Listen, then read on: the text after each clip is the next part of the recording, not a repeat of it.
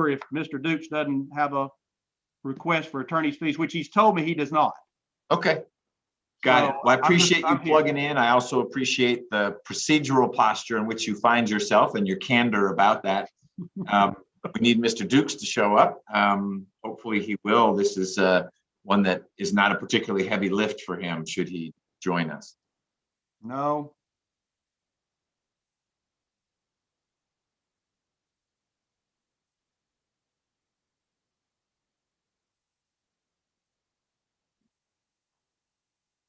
All right. Well, I'm going to give him a couple minutes. You want me to Ms. shoot him an Niles, email? pardon me? You want me to shoot him an email? That wouldn't hurt. Ms. Niles, maybe we'll do the same thing and see if we can get him on here. All right. Let me see what I can do here. Hold on. Let me see Thank if you. I can do this without messing up my screen. Let me move you over here. And let's go here.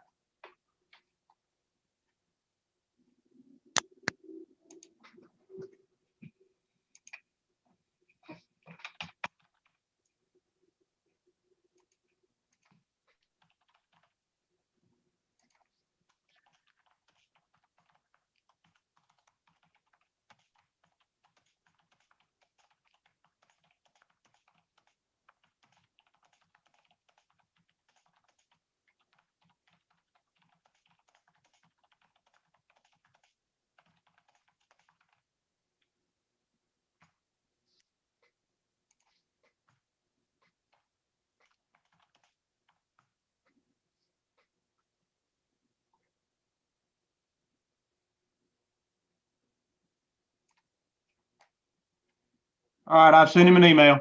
Thank you.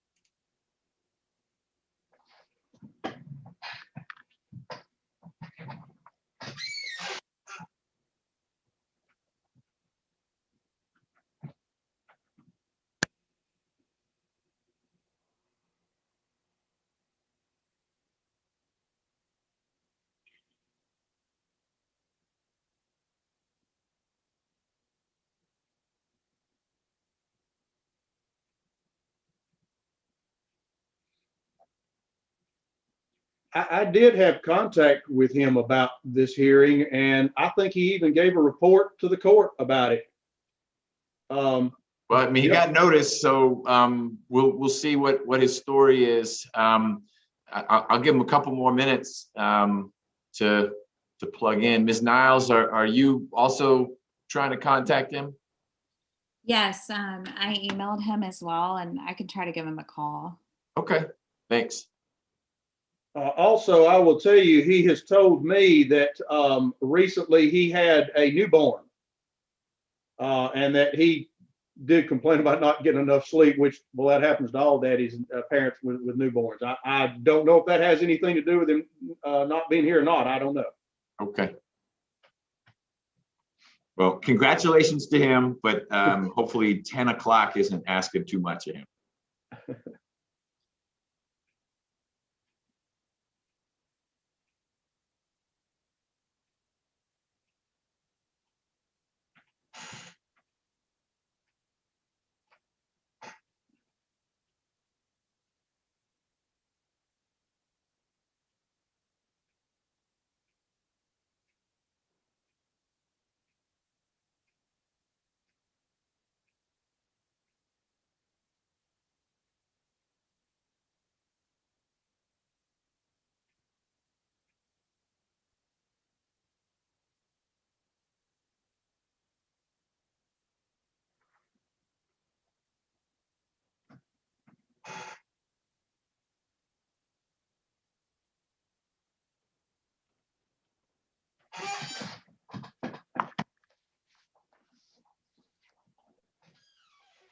While we're waiting on him, I will also state he filed a motion to reissue writ of possession for Brickstone Properties. we will have no response to that and no comment. I mean, obviously we can't consent to it, but we won't. I don't plan to respond to it.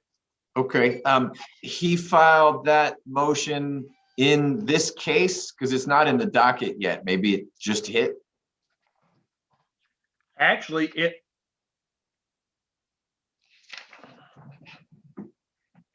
it's filed in a different case. Poor Mr. Dukes. Well, no, what the situation is that there was a Maybe it's filed in the older case. yeah, the case number that is filed in is 2018 CV307689, which Okay, that's actually the right case. That's the case I had, and handled the appeal and did what I did, and it has, Ms. Mora has taken this everywhere someone could take it. So I do see the motion from March 31st. But I think those cases were merged. There was the dispossessory that came up, and I think it was merged. Everything was all merged together. So, but anyway, there's that motion outstanding, and we don't plan to file any response or object to that. Okay.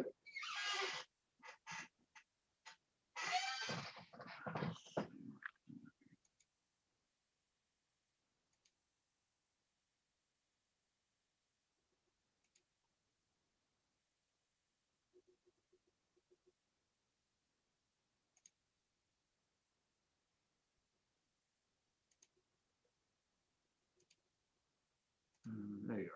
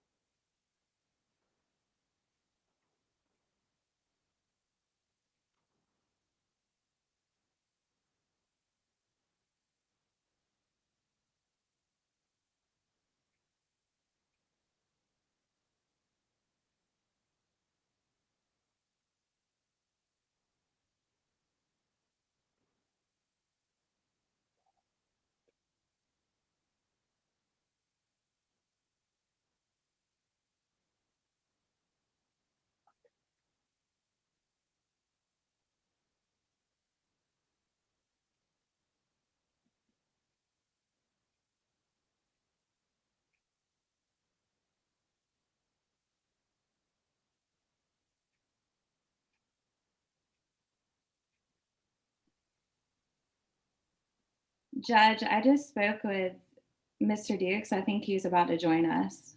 Okay, any explanation? No. Okay. Thanks.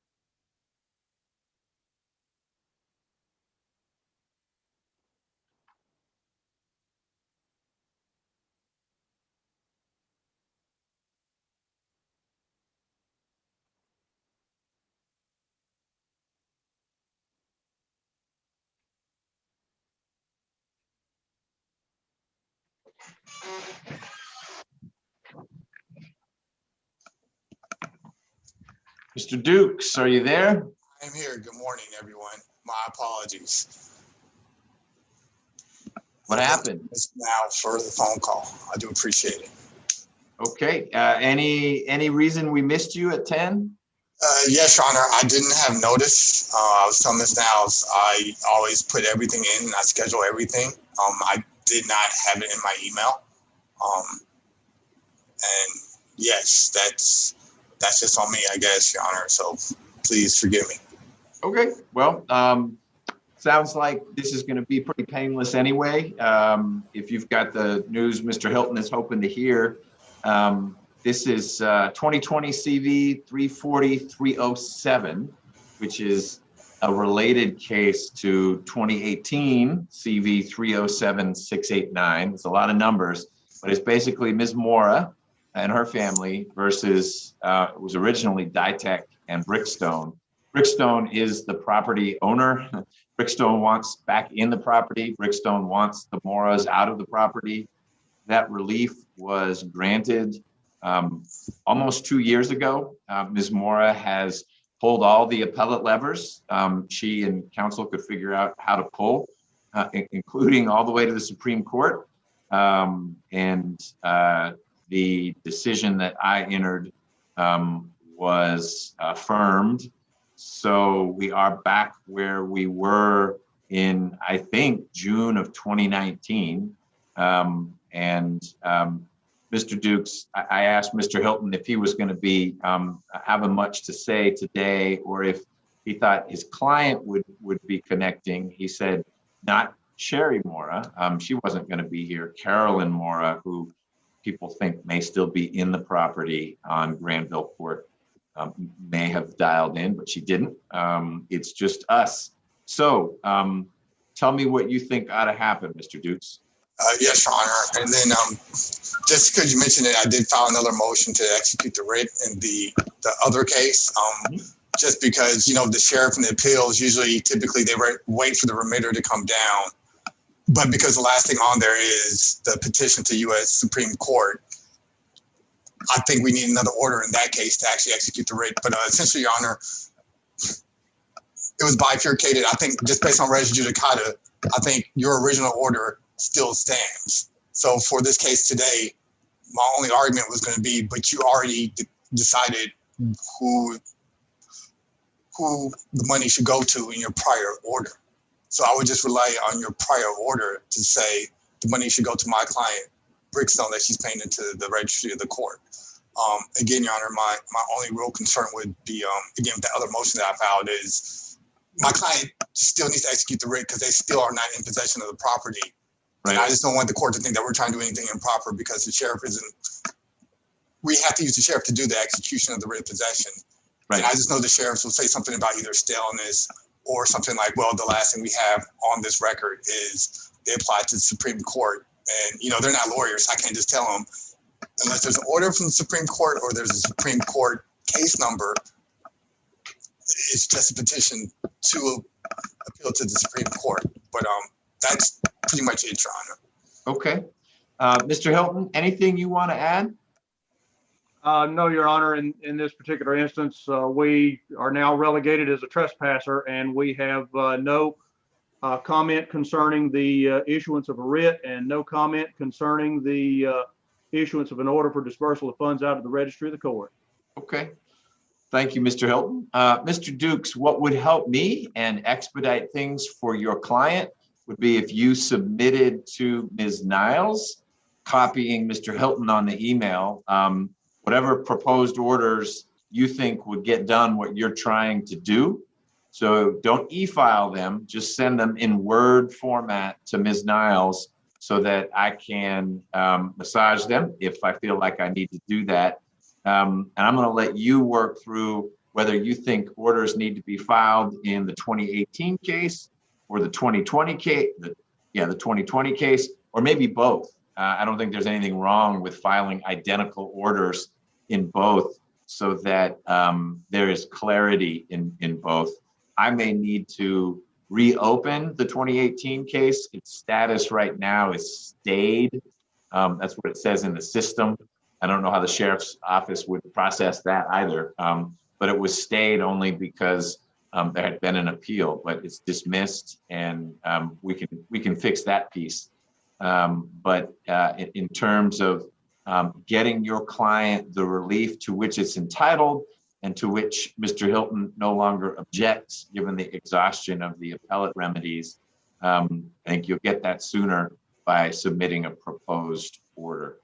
Your Honor, if I may offer something in the way of clarification, it's my understanding that the only reason why the 2020 case number exists is because we had to do something to stop the magistrate court from going ahead and entering rulings because they didn't recognize the petition to the United States Supreme Court, or excuse me, to the Georgia Supreme Court and we just filed a notice of appeal, and that's how it got processed. Otherwise, I'm not even sure that case number would have existed and we would still be operating under the 2018. I don't know if that helps clarify anything at all, but we called down to the clerk of the Superior Court to find out how was the best way to deal with this.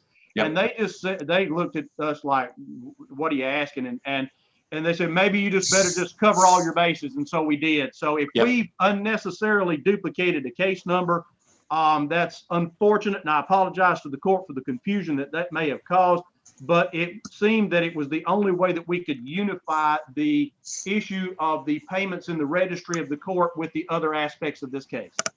Understood. We can manage that. I just think that there needs to be some order entered in the 2020 case that is entitled a final order, so it closes that case out. Otherwise, it'll just sit there. So I appreciate your explanation as to why it even exists. It is an offshoot of the 2018 case. I get it. And I also understand why Mr. Dukes filed that motion back in the 2018 case, even though the one that's active right now is the 2020 case. I think he filed it in the right place. So I'll need to enter an order, I think, in both. One will close out the 2020 case. The other, in the 2018 case, will once again affect the relief that Brickstone is seeking. Give us the money in the registry and give us a writ of possession that can be executed so that they can retake possession of the property. Mr. Dukes, you have any questions about any of that? No, Your Honor. I think what you and Mr. Hilton said is actually correct, because I agree with Mr. Hilton. I actually thought it was interesting when they did the appeal. I was like, how can you appeal a case that's already been appealed? It's like, that to me was like beyond me. But I think you're right. I think I can just do an order that says, hey, we're aware of this 2020 case. However, all the language and the ruling from the 2018 case guides this case. Therefore, this case needs to be shut down as far as the 2020 case. Yep. And then it shifts all the focus back to the original older case. And then we just follow whatever you say in the older case and say, hey, you ruled on it. But based on everything that's going on right now, since the all appellate arguments have been heard, the court now wishes to move forward in this direction with the case for all parties. Okay. Well, good. Well, then it's going to move at your pace, Mr. Dukes. Ms. Niles will get to me whatever you send to her. Once you send it, again, please make sure to include Mr. Hilton on the email just so he sees what these proposed orders are going to look like. And then you will all get copies of them once they get e-filed from our end. May I inquire, Your Honor, if you have it before you, can we tell whether or not anybody made any payments recently into the registry of the court on this? Let me look. That may tell me whether or not Mr. Dukes is going to encounter anything when he tries to enforce his writ, and whether I need to give a courtesy notice to family members that it's time to get out. Right. And hopefully help that process along as best as it can be. Sure. As best I can tell, the last payment, and I'm not fluent in the financial tab of our case management system, but it indicates that there was a big deposit made in July of 2018, big compared to the other, $5,300 in July of 18, and then $1,100 in July of 19. Those are the only ones that are listed, but I'm not real fluent in that part of it. Okay. So yeah, and then Your Honor, what I'll just do is very briefly, since Mr. Hilton brought that up, I'll just say in the generic order, any monies paid into the registry of the court on the magistrate court level too should be released to Brickstone, because originally the case was between Brickstone and Ms. Mora. Right, and you're wise on that piece too, because it's a different. It could be a different collection of funds. It's one clerk, Madam Robinson is the clerk for both magistrate and superior court. But if payments were made into magistrate court registry of, that may not be reflected in what I'm looking at on the screen here. And Brickstone is entitled to sweep both those accounts. We would have no objection, no comment on that as well. Okay. All right. So I guess you should include the magistrate case number as well, Mr. Dukes, because that will, not in the style of the case, but in the language awarding Brickstone the contents of the registry, to make sure you get the magistrate case number in there as well. I will, Your Honor. And then just to make sure I'm clear, do I need to, in order, do I need to say this case is reopened specifically, or will it, by mechanism of me submitting the order to Ms. Niles, will it then, as far as the 2018 case? We'll take care of that language. Okay. Okay. Yeah, that's just my only concern. But yes, Your Honor, I will go ahead and work on these orders and get something to Ms. Niles within the next hour and a half. Your Honor, if I may inquire of Mr. Dukes, Robert, if you find out that she made a payment on April the 5th, which I think the 5th is the day she was supposed to make her payments. If you find that she made a payment on April the 5th, if you would please let me know, because that's a good indication that I need to at least get in touch with her and let her know that it's time to get out. Yeah, this is a fair point you're making, Mr. Hilton. I'm now looking at the magistrate case, 18 ED and some more numbers. This is Brickstone versus Mora, and there is not a financial tab that I can find, but there are docket entries. And on March 3rd of this year, Ms. Mora put $1,000 in. And then instead of waiting till April, on March 25th of this year, so 2 weeks ago, she put in another $1,000. So we are going to need to work through, did she pay rent that would cover part of April? And how does that play out? Because yes, Brickstone needs to be made whole, but if my order said Ms. Mora needs to pay $1,000 for each month she wants to stay in there till it's resolved, and the March 25th $1,000 gets her through a later date than when the writ of possession is executed, it seems like there needs to be a little bit of accounting done to get a little bit back. I won't be the one doing it though, because my client's not the one that paid that money in. That would be Carolyn that's been doing my client's in Las Vegas. So okay, that would be for Carolyn as a tenant in possession to come forward and make that assertion, and that's up to her. Okay, well, fair enough. Your client's name is next to the March 3rd payment. It says Cherry Mora. The March 25th, it doesn't have a name. It just says rent payment into court registry. And there's a check number. Well, if Robert wants to reconcile it and send me some money, I'll be glad to let him do it. But I mean, my client, it's Carolyn is the one that has been in possession and making those payments. And so, you know, as far as me asserting a claim for it somewhere down the line, I'm going to have a foundation problem on that. Okay, well, I may, just so you know, Mr. Dukes, an edit I may make to the order you submit is that all the money except for, and I'll do some basic math, goes to Brickstone, and then that except for, and I'm making it up, $600, that goes to Cherry Mora. That's the only person I can send it to. I'm hearing Mr. Hilton say that it is not Cherry Mora. That's the only place I can send it. So it will go to Mr. Hilton, and then Sherry and her sister can duke it out. That's fine, Your Honor. And what I'll do too, though, just to let everyone know too, I will talk to my client and maybe just tell my client it's best if we just do it clean and say May 1st writ issues. So that way, that kind of helps us on the time scale too. That helps us keep whatever the cycle is. You'll know. You can look at the original order. I don't have that in front of me. But if the directive was, Ms. Mora, you need to pay by date X for the following month, it appears that she prepaid it by a couple weeks. But if that bought her, in air quotes, another month in the property, then that's another way to skin the cat. That'd be the easiest way. Yeah, it's just say writ of possession May 1.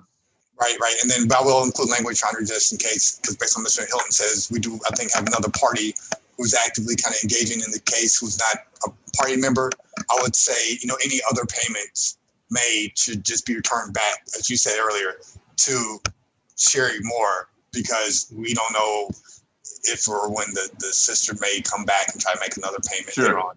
Exactly. Okay. So yes, and again, forgive me, Your Honor, for being late. My apologies again. No problem. Next time, we'll see you on time. Definitely, and thank you, Ms. Niles, again, and thank you, Mr. Hilton. I do appreciate All right. it. Thanks, everyone. Take care. All right.